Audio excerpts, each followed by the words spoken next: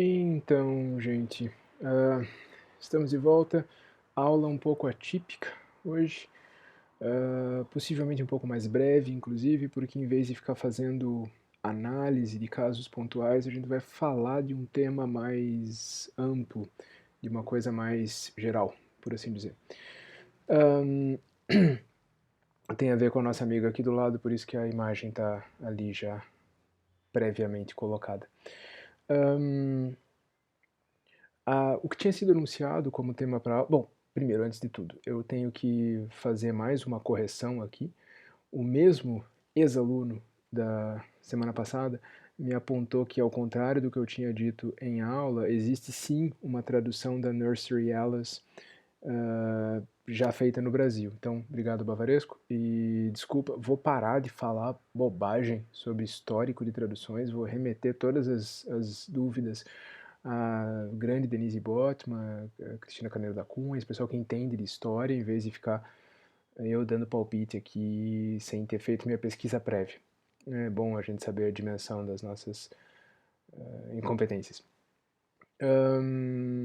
Então fica lá essa referência, existe também essa tradução, o que aponta para variar para esse grande sucesso da Alice no sistema literário brasileiro, no sistema editorial brasileiro. O tema que tinha sido anunciado para a aula de hoje era a questão ampla do nonsense. Eu já devo dizer de saída que daquelas coisas que às vezes é tarde demais para corrigir, eu digo nonsense, embora a princípio devesse dizer nonsense, e é como as pessoas às vezes dizem, mas eu digo nonsense. Me interessa o tema geral, muito especificamente no que é aplicado a esses livros, aos livros da Alice, mas me interessa o tema geralmente por questões mais amplas. Eu vou acabar tocando nessas questões mais amplas e vou acabar tocando numa outra questão também, que é a articulação da tradução com as ilustrações, que é uma coisa que eu tinha prometido que a gente ia abordar em algum momento, e agora é uma hora tão boa quanto qualquer outra, se não talvez melhor do que várias delas. Então, a primeira questão aqui, difícil definir o que é o nonsense, definir em termos precisos, talvez o conceito nem se preste a isso. Eu digo já de saída nas traduções, porque a própria Alice usa a palavra nonsense em mais de uma ocasião, e ela diz: não quero ser acusada de falar nonsense, ou isso é nonsense. Então o termo já está dentro do próprio livro, dentro dos próprios livros. E eu devo adiantar para vocês que eu, na tradução, optei por traduzir nonsense por bobagem. Podia ter colocado nonsense, acho que não faz sentido na boca de uma criança. Eu acho que bobagem faz sentido.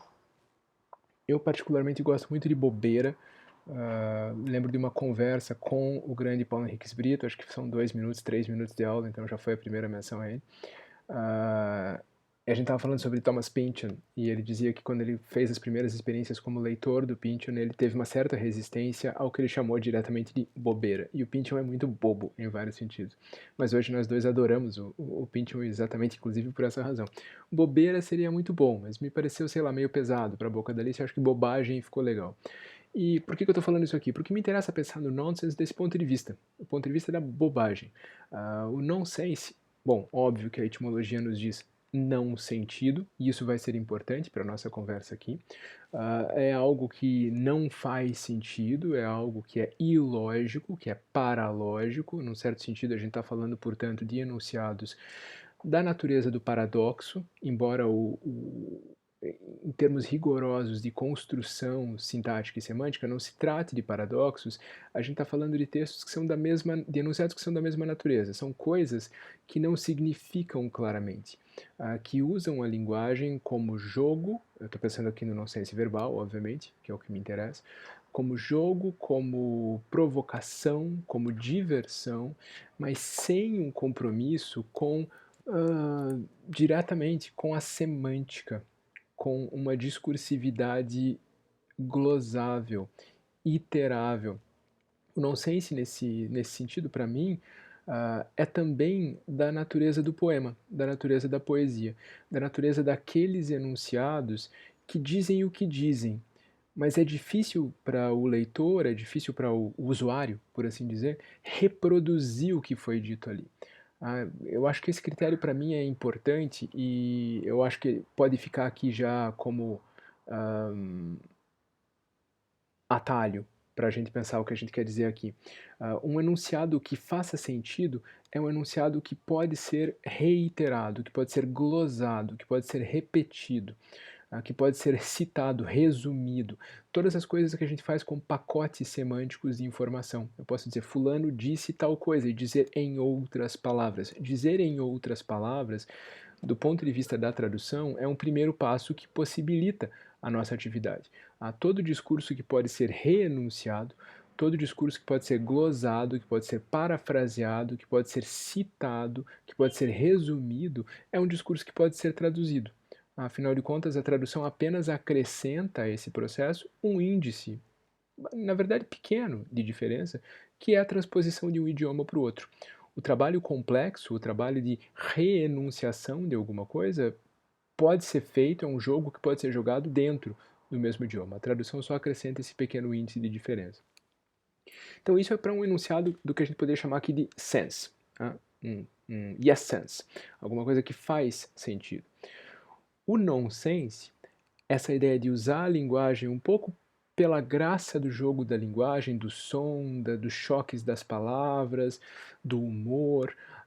Precisamente por isso, começa. Vejam, eu estou quase falando daquela clássica ideia da função poética da linguagem. Eu estou usando a linguagem pelo que ela é, pela sua materialidade, sem muita preocupação com a transmissão de um conteúdo pontual, atribuível, glosável, repetível. Eu estou meio que brincando com a linguagem. Eu estou me dando o direito de usar a linguagem porque sim. E isso é muito importante nessa aproximação, para mim, do poético com a bobeira, com a bobagem. Essa ideia de que é o lugar em que eu me permito brincar com a linguagem, brincar na linguagem. Eu acho importante fazer essa aproximação, primeiro porque boa parte do nonsense dos livros da Alice está nos poemas, portanto esses mundos de fato colidem, né, se sobrepõem. E segundo porque isso,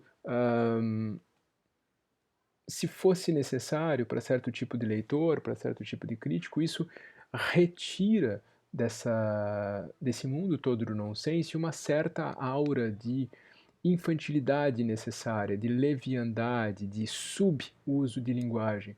Muito pelo contrário, a gente está falando aqui, para mim, de algo que conceitualmente se coloca no mesmo nível da poesia da Emily Dickinson. Enunciados que dizem o que dizem, embora a gente não consiga dizer o que é esse algo. Enunciados que só são transmissíveis se repetidos verbatim, palavra por palavra. Enunciados que questionam a noção de tradução precisamente porque não existe uma determinação muito clara de o que eles querem dizer. Dois critérios muito importantes para determinar a traduzibilidade de alguma coisa. Determinar o que o texto quer dizer e o que o texto quer fazer. Qual é o efeito que ele busca? Qual é a reação que ele gera? Qual é a transformação que ele opera no mundo discursivo? Tanto a poesia quanto o nonsense questionam um pouco esses critérios. A gente não consegue determinar exatamente qual é o efeito buscado, além do riso ou além do impacto estético. A gente não consegue determinar qual é a ação derivada daquilo. A gente não consegue determinar um critério de juízo de verdade para a transmissibilidade daquele conteúdo. Mas são enunciados de outra natureza, são enunciados de um outro mundo linguístico, um outro mundo para lá de interessante e para lá de fértil. E que, para mim, pelo menos, que sou esse tipo de pervertido linguístico, tem uma facilidade muito grande para roçar no sublime, tanto a bobagem quanto a poesia. Muito especialmente a poesia de bobagem, a poesia divertida, a poesia incompreensível, tanto por, às vezes, excesso de hermetismo, quanto por descompromisso com as leis da semântica, da sintática, da sintaxe e da transmissão de conteúdo. Então, dito tudo isso, sobre o que é esse nonsense, a gente pode ir mais terra a terra, a gente pode pensar no caso específico dos livros da Alice. No mundo dos livros da Alice, existem, eu não vou aqui me atrever a fazer uma classificação, improvisar uma classificação, uma taxonomia do nonsense, primeiro porque isso já parece um objetivo tão absurdo, né? Fazer uma taxonomia da bobagem. É igual fazer, sei lá, filosofia do humor, uma coisa que às vezes é complicada. E segundo, porque eu não vou saber fazer. Mas existem definitivamente tipos de bobagem. Existe a bobagem que é a da informação que não faz sentido, a da informação incoerente. Quando, por exemplo, as regras de um jogo, como a Caucus Race do primeiro livro da Alice, fazem com que aquilo mal seja um jogo, ou mal seja um esporte, ou que sejam regras que nem parecem regras. Então a gente está falando de inconsistência interna, a gente está falando de um tipo de informação que não passa na prova dos 9, um tipo de informação que se autocontraduz, por isso que eu falava anteriormente da aproximação com o mundo do paradoxo. Esse tipo de nonsense, esse tipo de bobagem, que é muito recorrente nos livros, não apresenta um problema tão sério de tradução, porque o tipo de inconsistência interna que esses enunciados constituem é perfeitamente transmissível.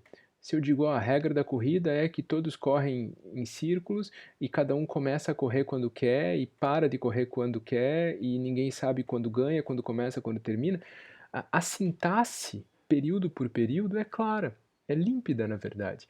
O que essas frases estão transmitindo é que não é autoconsistente, é que não é verificável, é que não faz sentido. Esse tipo de nonsense, em geral, deixa a Alice muito puta quando ela encontra. Diz, como assim? Isso não pode, isso não faz sentido.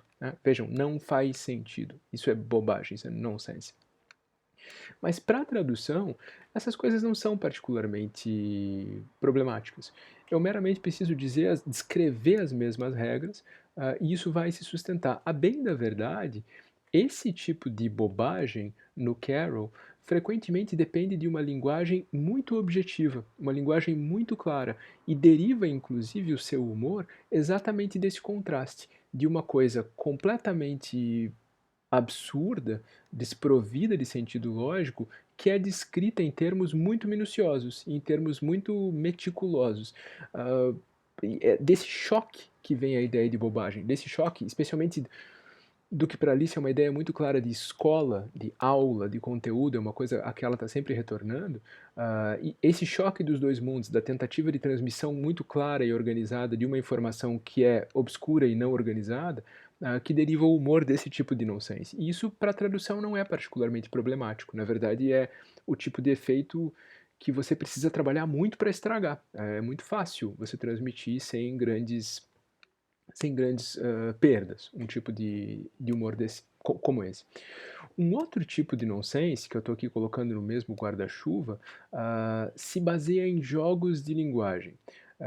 Se baseia, portanto, numa inconsistência ou num paradoxo, num choque que se dá dentro das palavras, seja por paronomásia, por duplo sentido, seja por uma referência cultural truncada, ou seja, não é quando eu exponho frases lúcidas e organizo essas frases lúcidas para transmitir um conteúdo circular, paradoxal, que não faz sentido, que se autoanula.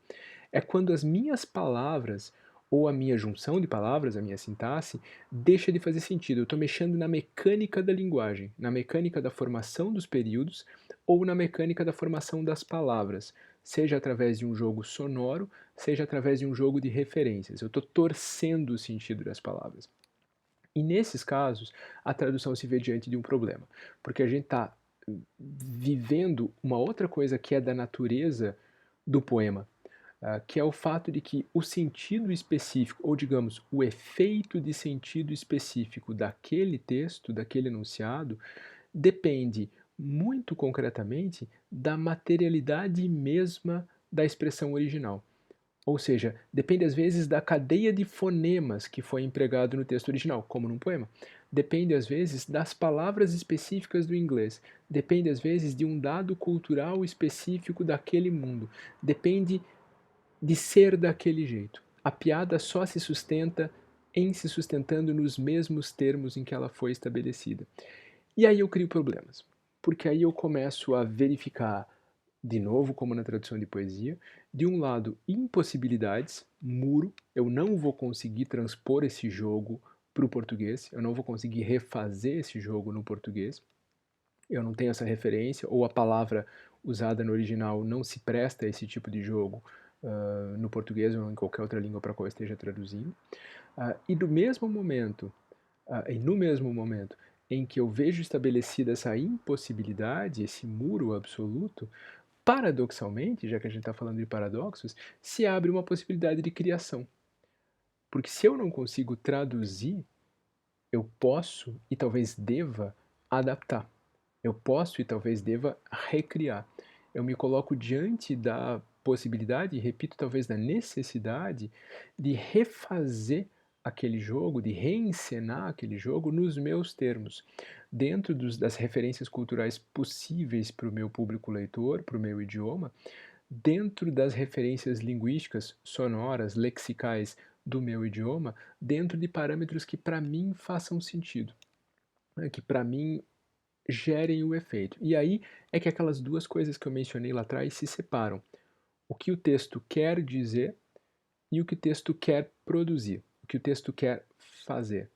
O que o texto quer dizer, naquele primeiro tipo de nonsense, é transmissível.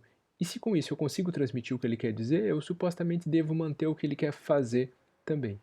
No segundo caso, eu não consigo às vezes determinar o que o texto quer dizer.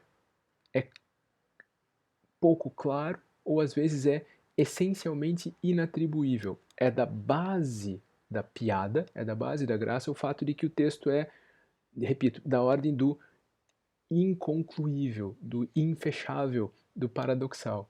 E dois, se eu conseguir determinar o que esse texto quer dizer, eu percebo que o que ele quer dizer está tão intricadamente ligado com as mesmas palavras em que ele é exposto, que eu não vou conseguir dizer isso de novo num outro idioma. Eu vou ter que dizer outra coisa com outras palavras. O que é que me sobra? Manter ou tentar transferir essa ideia de o que o texto quer fazer, o que o texto busca. A gente vai falar de um exemplo bem radical, bem definitivo desse tipo de problema na aula que vem, quando a gente for falar a tradução do Jabberwocky, um poema em que esse tipo de nonsense, esse tipo de brincadeira com a língua, com a linguagem pela linguagem, e inclusive essa aproximação com a linguagem poética, vai muito longe, vai mais longe do que em qualquer outro momento dos livros e, na verdade, mais longe do que talvez qualquer outra coisa tivesse ido até ali. Não é à toa que o próprio James Joyce vai ler os livros da Alice entre Ulisses e o Finnegan's Wake e vai se encantar por eles e vai encher o Finnegan's Wake de referências a Alice. A própria mecânica, essa mecânica que eu estou atribuindo ao paradoxo, ao poema e ao nonsense, é a mecânica que vai embasar boa parte da produção de sentido, entre muitas aspas, no Finnegan's Wake. Então a gente está falando aqui, vejam, eu estou falando de bobagem, mas eu estou falando de bobagem em pé de igualdade com a prosa de vanguarda mais inventiva do século XX e com qualquer tipo de poesia. Esse tipo de procedimento no Jabberwocky vai chegar a um ponto máximo de desenvolvimento, especialmente na abertura, na abertura e no fechamento do poema. No meio do caminho as coisas são um pouco diferentes, a gente vai ter que falar disso também. Mas, por enquanto, a gente pode começar a abordar esse tema de maneiras um pouco mais indiretas, ou de maneiras talvez um pouco mais gerais, a partir de questões não textuais, como eu dizia, não da análise minuciosa de um exemplo, mas de pensar na questão de maneira um pouco mais ampla. Volto à minha questão. O que me resta é tentar salvar o que o texto faz. E o que o texto faz é algo também complicado de se estabelecer nesse tipo de nonsense, mas que quase que invariavelmente tem a ver com graça. O texto faz graça, o texto gera riso, o texto gera diversão. E aí eu entro num campo que me é muito caro, esse campo da tradução dos jogos verbais, do trocadilho, dos efeitos de sentido, do paradoxo, da piada.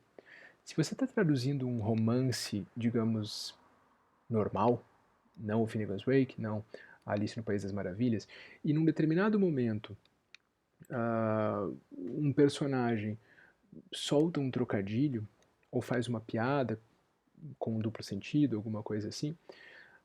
Na imensa maioria dos casos, você, ao traduzir aquele texto, não precisa traduzir e fazer funcionar aquela piada ou aquele trocadilho ou aquele duplo sentido. Porque o que está sendo dito ali, eu estou pensando aqui no modelo tiozão do pavê mesmo. A pessoa solta um trocadilho e esse trocadilho no romance tem a função de caracterizar a personagem, aquele é o tipo de pessoa que faz esse tipo de piada, e tem a função de, dentro da cena em que aquilo está acontecendo, gerar algum tipo de troca entre as pessoas. Mas normalmente, com que se fez a piada, que piada, é algo um pouco mais flexível. Com grande frequência é mais importante você caracterizar aquele personagem como uma pessoa que faz uma piada imbecil, ou inteligente, ou sofisticada, ou arcaica, ou o que quer que seja, ou batida, ou inventiva, do que traduzir exatamente a mesma piada. O mesmo vale para trocadilhos. Já falei disso bastante a respeito da tradução de Alice Smith, por exemplo. Ela adora trocadilhos, os personagens dela gostam muito de trocadilhos, de piadinhas verbais e tal. Com imensa frequência, eu não preciso pensar em traduzir o trocadilho que ela usou. Eu preciso meramente encaixar algum trocadilho, idealmente naquele mesmo ponto. Se eu não puder fazer naquele mesmo ponto, próximo dali, eu fico com uma conta corrida, uma caderneta de pendura. Tá faltando um trocadilho, duas piadinhas verbais simples e etc, etc. Para tentar manter o mesmo nível de graça no livro, de gracejo, de fato, no livro. Isso num livro normal. Me interessa que haja uma piada, me interessa que haja um trocadilho. Às vezes não, né? Às vezes essas piadas são um pouco mais ancoradas na realidade, na cena que está se desenrolando, nos elementos da trama. Às vezes, o que é bem complicado para a gente, o trocadilho, a piada, o efeito verbal são baseados num nome próprio, no nome de um personagem, por exemplo, um trocadilho com o nome de alguém, um trocadilho com o nome de uma empresa, com o nome de um país, e aí o rendimento das palavras vai diferir. Nem sempre a palavra em português tem o mesmo potencial para gerar uma piada.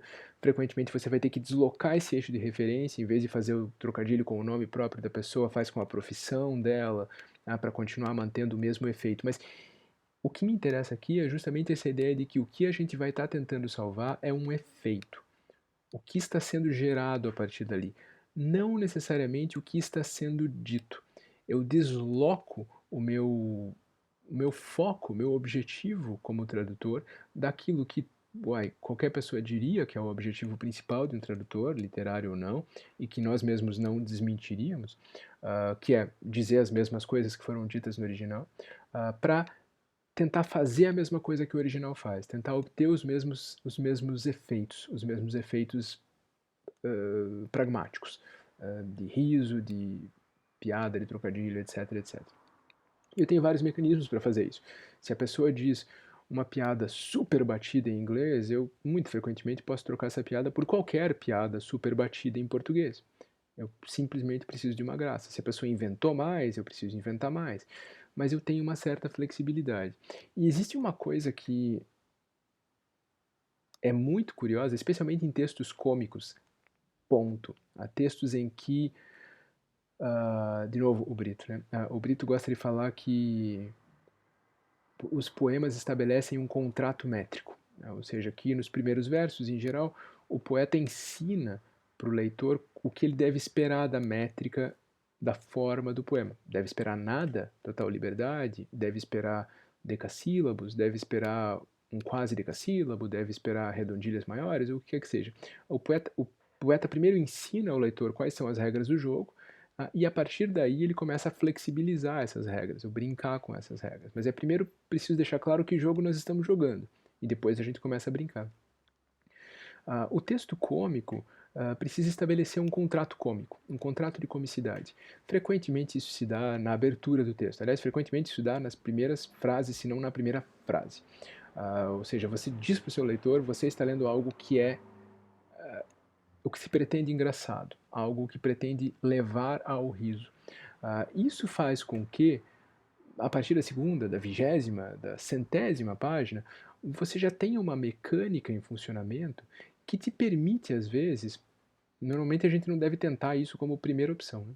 Mas te permite, às vezes, na impossibilidade de traduzir uma piada ou substituir plenamente uma piada pela outra, simplesmente fazer o que der para fazer. Fazer qualquer coisa e contar que o contexto cômico acumulado vai carregar aquele efeito.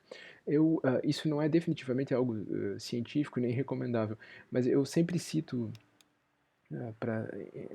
em sala de aula, nos tempos em que havia sala de aula, um mesmo exemplo, que é derivado do fato de que eu sou velho e assistia filmes dublados na televisão, como a minha geração toda, e era muito devoto da série dos filmes da Pantera Cor-de-Rosa do...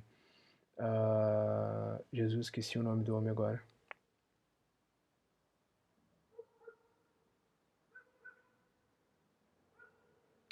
A idade é uma coisa terrível. Como é que eu posso esquecer o nome do ator? O ator do Doutor Fantástico. Ele. Vocês todos riam de mim aí, a larga, e depois me censurem nos comentários ou no fórum, onde quer que seja. Coisa ridícula. A primeira série de filmes da Pantera Cor-de-Rosa não é do Steve Martin, que veio depois, quando a minha filha era jovem, mas sim quando eu era jovem, criança, pivete. E tem uma coisa curiosa, porque depois, anos mais tarde, eu fui saber que boa parte do humor... Peter Sellers! Boa parte do humor daqueles filmes, daquele personagem, o Inspetor Clouseau do Peter Sellers, se baseava no fato de que ele fala um inglês com um sotaque francês pesadíssimo. Caricatural, na verdade. Não tem nada de autêntico, de representação de sotaque francês. Pelo contrário, é um absurdo. É o sotaque francês carregado levado ao total nível do absurdo. Isso não era exatamente transmitido nas dublagens. Nas dublagens, até onde eu lembro, ele falava um português basicamente normal. E isso, portanto, fazia com que uma boa parte do humor do personagem se perdesse. No entanto, havia muito humor físico, havia muito humor de situação, havia muitas piadas propriamente ditas, e isso se transmitia e o humor carregava, o filme continuava funcionando. Mas eu gosto de citar um exemplo específico, que é um momento, não lembro qual filme agora, acho que do segundo filme, em que o inspetor Clouseau está muito preocupado com o fato de que existe uma bomba em algum lugar e que ele quer avisar as pessoas da existência dessa bomba. A palavra bomba em inglês a gente escreve bomba, mas a pronúncia em geral é bomb. Não se diz o último B e o O vira uma vogal próxima do que se grafaria com um U, na verdade. E por alguma razão que é completamente desprovida de verossimilhança, o personagem, na atuação do Peter Sellers, não consegue pronunciar esse som bam, e ele fica tentando dizer boom, ou qualquer coisa do gênero, e as pessoas não entendem do que ele está falando. Então, o humor do filme é baseado nesse traço dessa pronúncia grotesca, inventada, de um francês falando inglês. Isso, por critério básico, já não foi transmitido para o português, porque eles não tentaram fazer essa representação de sotaque. Ele não tinha sotaque algum, até onde eu lembro. No entanto, nessa cena, o que ele fazia no filme dublado era ficar repetindo a palavra tomba. Existe uma tomba no carro, a tomba. Que é, de novo, um erro completamente bocó. Ninguém diria tomba no lugar de bomba, muito menos um francês. Não tem verossimilhança, não tem contextualização, não partia de uma recorrência dentro do filme. Era uma coisa completamente aleatória. Aquela pessoa que vinha falando em um português perfeitamente normal, naquele momento, água. Naquele momento, fala tomba, do nada. É uma completa bobagem. E, no entanto, a cena era hilária.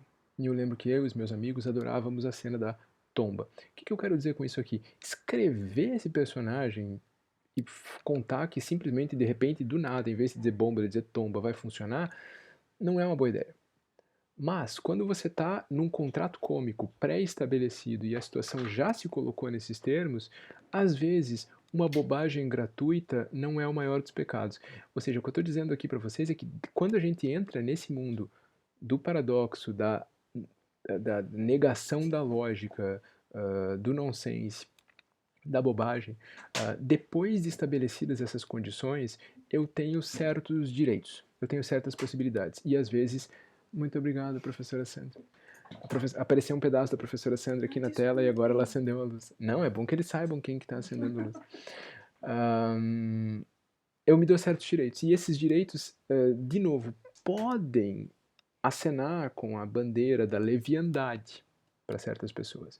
Mas, de outro lado, apontam para aquele mesmo tipo de liberdade e de ludismo que está por trás da constituição da noção de nonsense, de humor leve, infantil ou o que quer que seja. Agora, para discutir um caso concreto em que a gente pode optar pela solução tomba, pela solução da recriação ou tentar uma tradução. É aí que eu preciso chegar a esse nosso amigo aqui da ilustração. E também já aproveitar e fazer a discussão das ilustrações que eu tinha anunciado desde o começo do curso e desde o começo dessa aula. Para quem lembra bem do texto, essa aqui é a ilustração, eu ia dizer original, mas a gente já discutiu isso aqui, a primeira ilustração, a primeira série de ilustrações da Alice é do próprio Carroll, essa não costuma ser muito reproduzida, embora seja, existem várias edições com as ilustrações dele. Essas aqui são as ilustrações do Tenniel, que era um cartunista, alguém que trabalhava para Punch, que era a grande revista cômica da Inglaterra naquele momento, era o grande cartunista da Punch, era um grande artista, e que foi seduzido a participar do projeto com o Carroll e ilustrou as duas Alices. Ele não ilustrou o Snark, por exemplo, mas, o que aliás é uma grande pena, mas ilustrou as duas Alices. Essas ilustrações foram as ilustrações que saíram em livro, nas primeiras edições da Alice, dos dois livros da Alice, e se transformaram numa espécie de grande referência. Elas são as ilustrações clássicas, por isso é que eu quase já ia cometendo o ato falho de chamá-las de as ilustrações originais, embora elas não o sejam. Nessa ilustração a gente tem aqui a própria Alice, encolhidinha aqui, transidinha no canto. Aqui a gente tem o grifo, que é descrito no livro em termos sucintos, mas que aqui aparece exatamente como um grifo clássico, mistura de garras de leão, rabo de leão, cabeça de águia, etc. Portanto, é um bicho paradoxal, é uma quimera, no sentido biológico do termo, é a incorporação mesma da ideia do paradoxo, da bobagem, do nonsense. E aqui a gente tem essa outra figura, que é, no original, a Mock Turtle. E é dessa figura que me interessa falar. Vocês podem ver que se trata de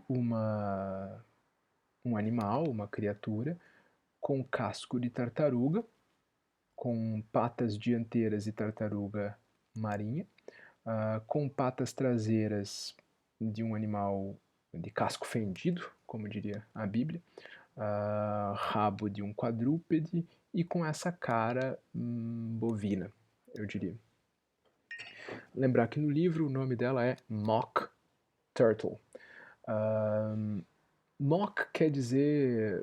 To mock é brincar com, rir-se de, fazer pouco de, mas esse mock usado como prefixo é frequentemente usado para se referir a paródias ou a imitações de segunda ordem. Né? Você pode ter um epic, que é um poema épico, e você pode ter um mock epic, que seria um épico cômico, uma sátira do épico, uma paródia do épico.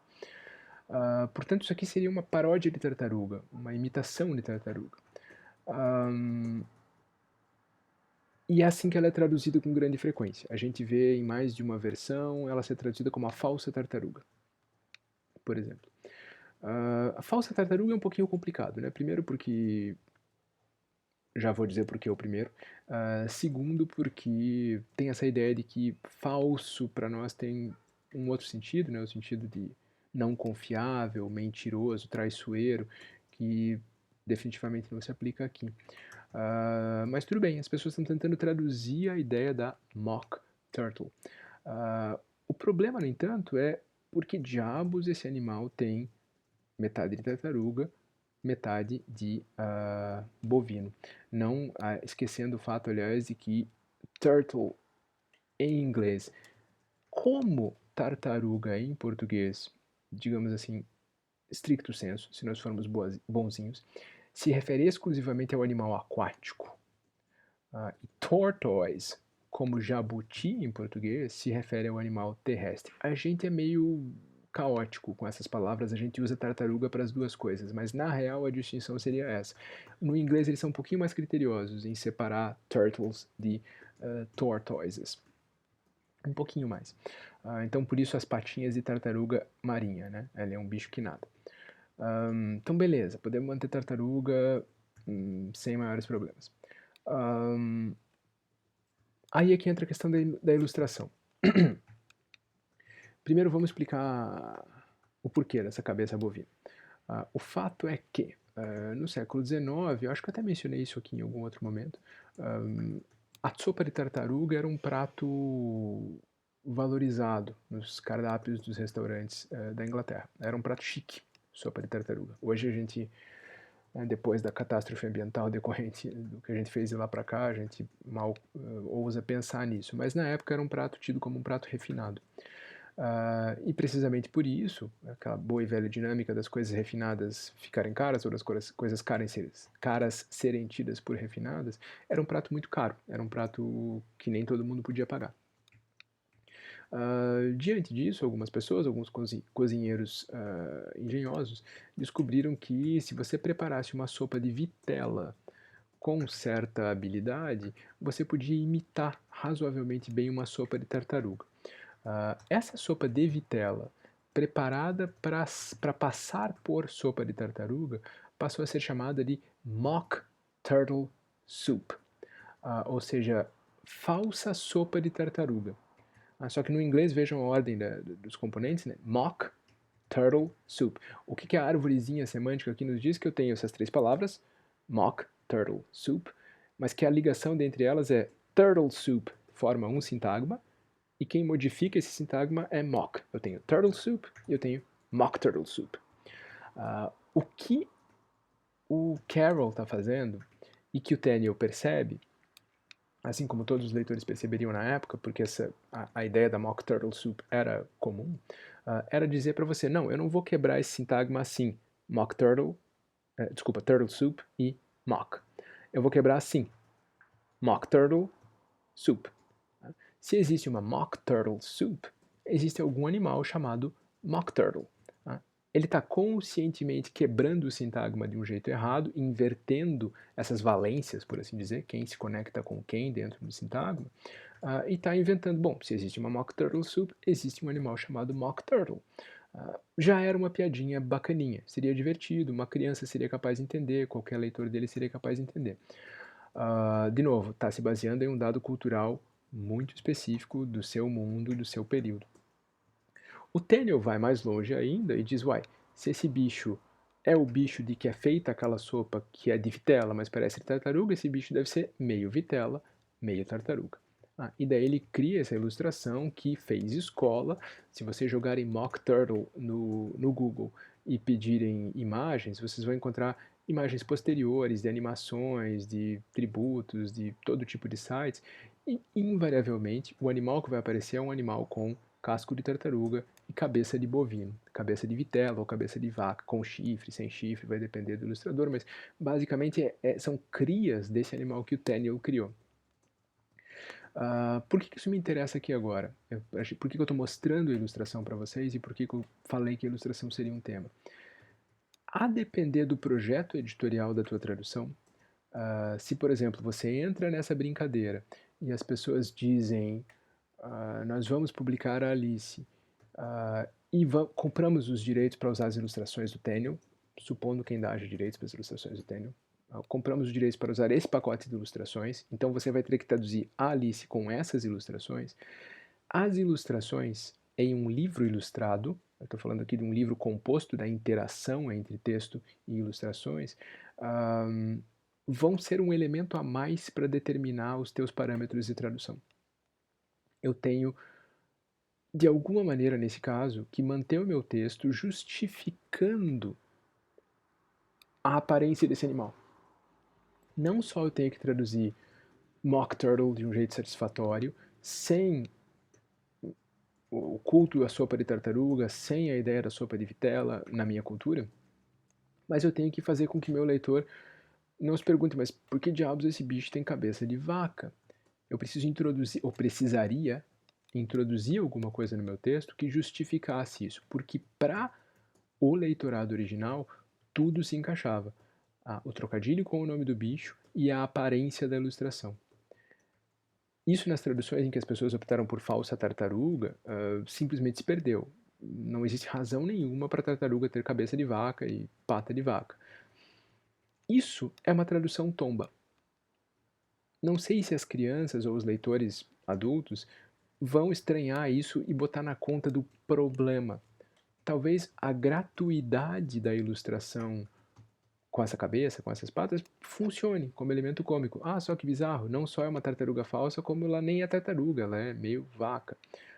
Ou seja, era isso que eu queria ilustrar lá atrás. A gente perde a referência, a gente perde a regra do jogo, a gente perde a dinâmica do trocadilho, mas a própria gratuidade da situação às vezes sustenta o registro cômico, contando que a gente já está com o livro bem andado a essas alturas, que a gente já está com as regras desse mundo fantástico e de bobagem muito bem estabelecidas, talvez dê para se salvar. Aliás, como se salvou em inúmeras traduções para lá de competentes, que optaram por uma coisa não corajosa para traduzir Mock Turtle, como falsa tartaruga, e não optaram por explorar essa conexão da imagem com o texto.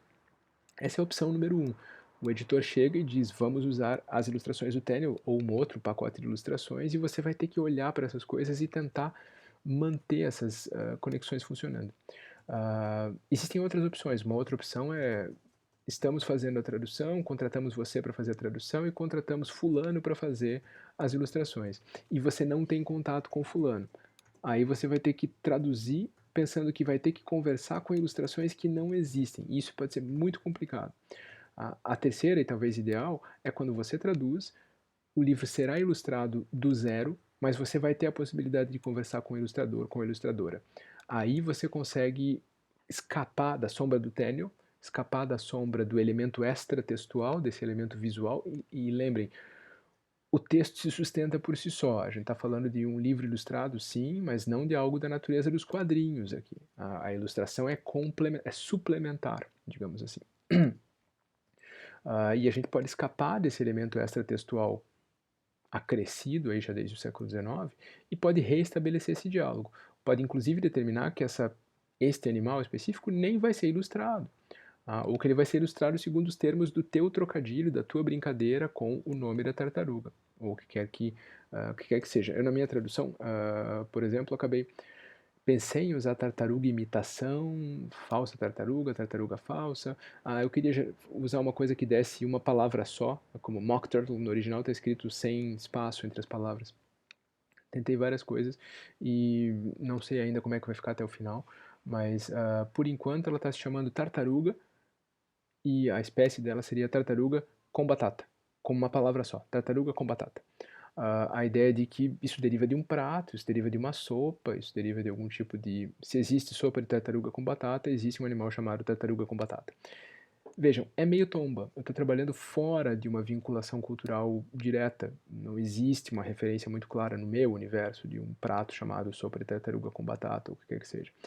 Estou achando que soa bem, com batata, parece combate, acho divertido. Dá para escrever como uma palavra só, sem distorcer, porque batata começa com B, eu mantenho o M do com batata. E na hora que isso for para ilustração, talvez seja possível brincar um pouco com isso. Criar um animal que seja uma tartaruga e o casco dela seja uma batata, ou sei lá, qualquer coisa assim. O ilustrador pode pensar, a pessoa que vai fazer essa ilustração pode partir da minha proposta de solução. E isso é um jogo completamente diferente. É um jogo de outra natureza. Não é uma questão de grau, não é uma questão de alteração de um dado aqui e ali. Eu estou de fato propondo um novo projeto de tradução. E esse projeto de tradução envolve partir do texto, partir de um enfrentamento, ou seja, vamos tentar resolver e manter esse índice de que existia uma piada no nome desse bicho. A piada era, a gente for pensar aqui em matriz de traços, semântica antiga, a gente está pensando, existia piada, piada mais, a piada era culinária, a piada era com supor que se existe um prato com tal nome, existe um animal que gere o nome desse prato, essas coisas eu mantenho, mas eu estou propondo, na verdade, uma tradução completamente diferente. Eu jogo fora a ideia do falso, jogo fora a ideia da imitação, crio uma referência culinária que talvez não seja clara para qualquer leitor e não é nem mesmo para mim, mas ancoro muito claramente na ideia de comida, pelo menos, ao dizer que algo é servido com legumes, com tubérculos, com batatas, e vou a partir daqui pautar um processo de ilustração. Isso não funcionaria se eu usasse a ilustração do Tenniel. Não ia funcionar nem como Tomba, não ia funcionar nem como gratuito, como leviano e bobo. Ia ser simplesmente estranho, porque diabos tem batata no nome, ela tem cara de vaca, nada ia funcionar. E isso foi, no caso específico desta tradução, em curso, foi algo que foi estabelecido e foi negociado. Como é que nós vamos trabalhar a questão das ilustrações? Vai ser algum pacote antigo? Vai ser um pacote produzido do zero? Vai haver conversa com o ilustrador? As ilustrações vão ser feitas enquanto eu estiver traduzindo ou vão ser feitas depois da tradução entregue? Tudo isso vai mudar o campo das possibilidades da tua tradução. Se a gente já está falando de um tipo de enunciado, de um tipo de discurso que se despega da semântica referencial mais clara, ou seja, o que me interessa aqui na tradução não é exatamente o que esse texto quer dizer, qual é o seu significado mais claro, mas uma espécie de autorização para um tipo diferente de jogo com linguagem que sim se aproxima lá da clássica função poética da linguagem do Jacobson, essa ideia de que eu estou brincando nos campos da linguagem.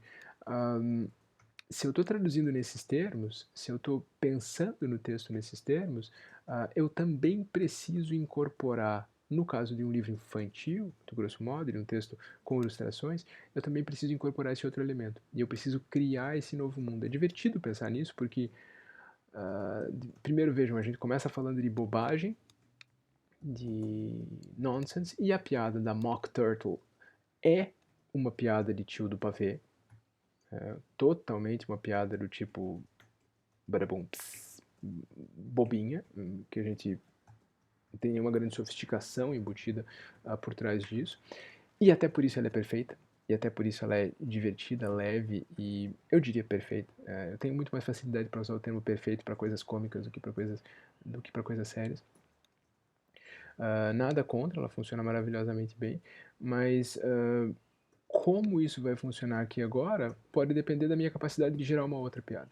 E gerar essa outra piada despegado do sentido original e do quanto a ilustração pode às vezes me cravar nesse sentido original, pode ser uma missão completamente diferente. Portanto, voltamos à pergunta original.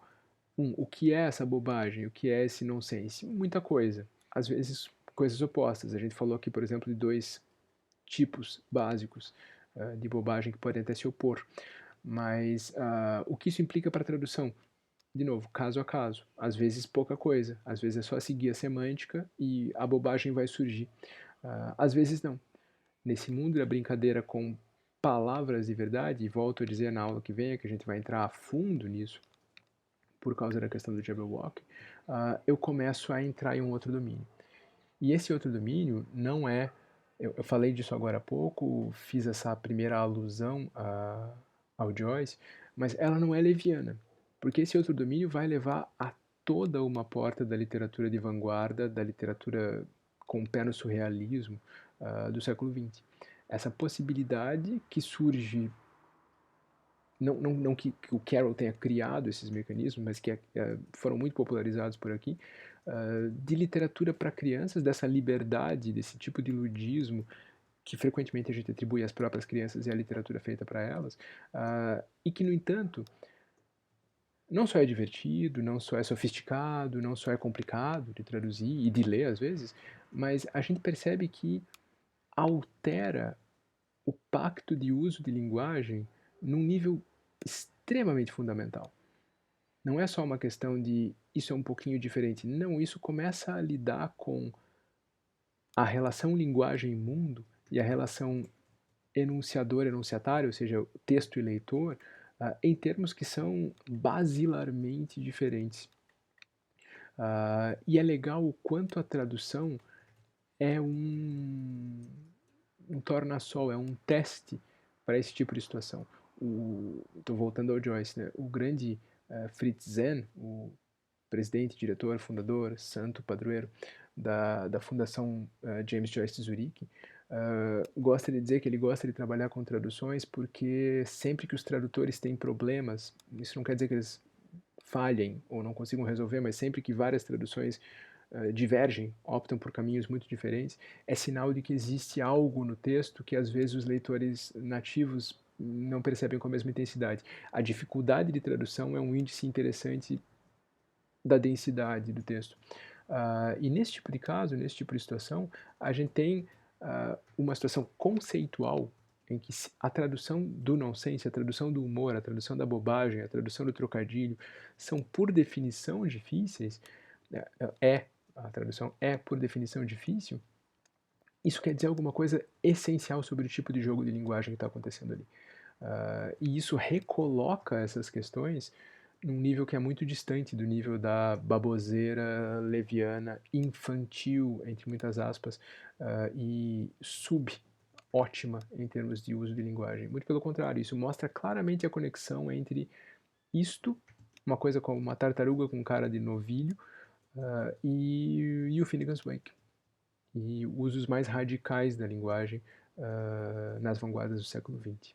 Eu acho que é produtivo a gente ver o quanto a tradução revela, traz à tona isso, e obviamente para nós como tradutores ou como pessoas interessadas na tradução é interessante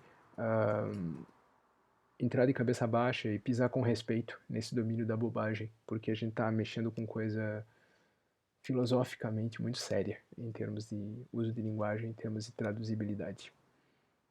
E era isso, gente. Obrigado por essa. Fiquem aqui na companhia da nossa amiga Tartaruga com Batata.